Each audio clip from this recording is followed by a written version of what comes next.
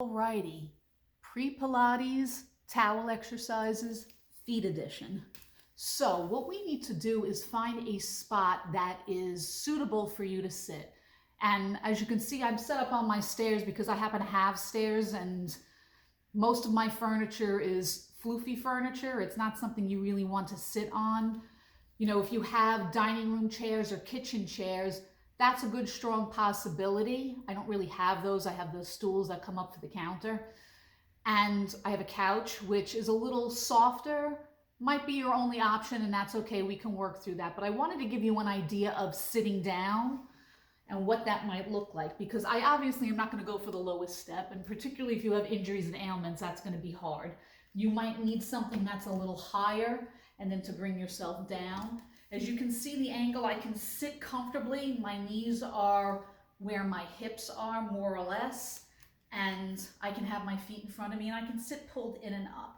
Now, it'd be wonderful if you have a chair that has a back, a strong back that you can pull into and have enough room, but sometimes they sit too far back. I'll show you on my bench where you might not be able to still keep your feet on the floor. I'd rather you be able to keep your feet on the floor, not so far back that you're reaching forward.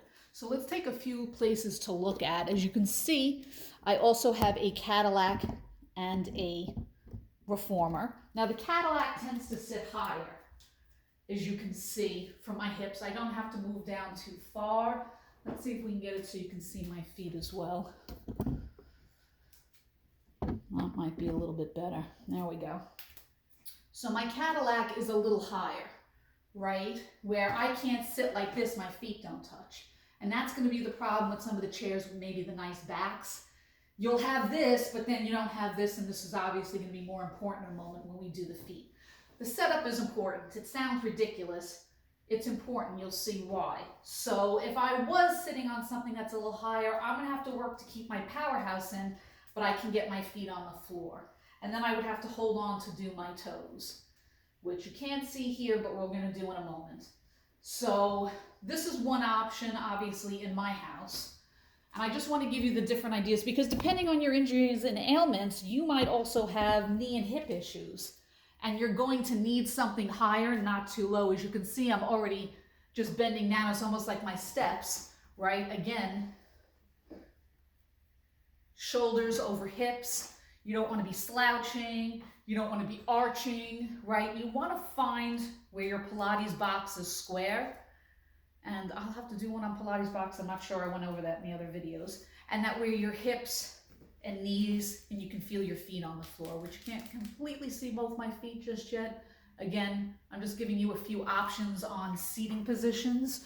Also, another possibility, I have a bench, right? And I think this bench is a problem. Let's see. Is it?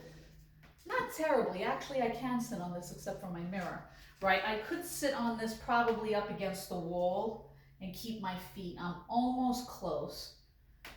My feet feel a little lifted, so it's better that I move forward, because you don't want to have that feeling. And if anything, you want them a little in front of you, because if they're too underneath you, that angle, can you see where your heels are further back than my heels are further back than my knees? You don't want that. You want them to be almost a little in front of you for this exercise, just so you can feel your heels like we did the heel of our hands to pull in, because that's what you're going to need to do. So maybe I should teach you here. I think this is a better angle for you to see. I'm just going to move this a little this way. And I'm going to get my towel. And it's very important to do these sitting. Now, if you want to be super advanced and do them standing, by all means. That being said, we were always taught to do stuff with sitting down, because when you start working on your feet, particularly if you don't have very good feet, for those people who are diabetic, who have broken feet or foot injuries, people who have clubbed feet, this is going to be very difficult. Doesn't mean don't try it. That being said, the work that we do on our feet is kind of like this feeling, right? I'm putting so much effort into it, and like they're barely moving, you might see on my feet when we start doing this. And it can make you dizzy and nauseous. So all the more reason you really want to sit down doing this, and don't be alarmed if you get dizzy and nauseous. It can happen when you're working on your feet specifically. It can happen on any part of the body, but the feet is definitely, the feet are definitely a place where that can happen. Sometimes I speak proper English. So again, finding your Pilates box square, finding your setup. Even if you're somebody who stands his heels together, toes apart, I would suggest working this in parallel. It's not really going to be that much. You're not going to have to work that stance per se because you're sitting. It's a little different. Excuse me. So you can have your hands here to start with, and you can have to check to make sure your powerhouse is in if you'd like. Or if you want to be a little bit more advanced, I always like to say hold a penny between your middle finger and your thumb and bring your arms out. This would be, this is going to something we're going to know for the castanets coming up soon. This is the lowest part of your arm. This is the middle part. This is the highest. And the tendency is we start doing this when we hold our arms, right? And we're holding everything else up. This is more important. I'd rather you hold this, and if you want to keep your hands here, or one in the back and one in the front, just to kind of make sure that you're keeping this, that's more important. If you want to get a little bit more advanced, you can put your hands out here and hold them here. That being said, I'm going to put my hands here, and I want you to watch my feet. I'm going to feel my heels and lift my toes and try to fan them out the best I can. Put them down and pull the towel in. Same thing, lift and fan them out as much as I can.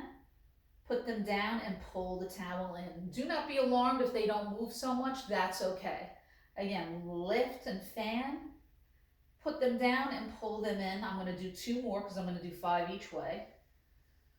And don't be alarmed if you're not pulling too much of the towel in. Don't be alarmed if you're noticing one foot more than the other, because I can see from this angle, I don't know if you can from yours, because this foot for me is more dexterous. So that side of the towel is in a little bit more than this side. Again, just start noticing things. It's okay if you don't know what to do about it when you're seeing it. Just notice it. Just like real life, we kind of have to notice what it is first before we can fix it, right? So that being said, and I know this is the foot that has trouble, and the more advanced you're getting, pull your stomach in. You can come down here and fan your toes open with your hands and pull the towel in. I can make this one do it a few more times, and I don't have to get up every time I do it. I can just keep pulling my powerhouse in, but make sure you pull your powerhouse in. If you feel like you're going to cheat your powerhouse a little bit, maybe you have a pillow at the side, you can put it here, and then you make yourself pull your stomach in to round over. There are always things that you can use that will help a little bit. You just want to make sure that you're not using them as a crutch overall. It's something as a little bit of a teaching tool, very much like how we use the equipment. It's there to help you learn ultimately, and when I'm going to be teaching you with the mat work, it's the core of the work. So now I'm going to do the reverse, right? I'm going to lift my toes, pull my toes under, and then I'm going to put them down and try to fan them out the best I can. Notice this foot wanted to leave, right? Because this leg's a little weaker as well. And again, lift your toes, curl them in, and press them out.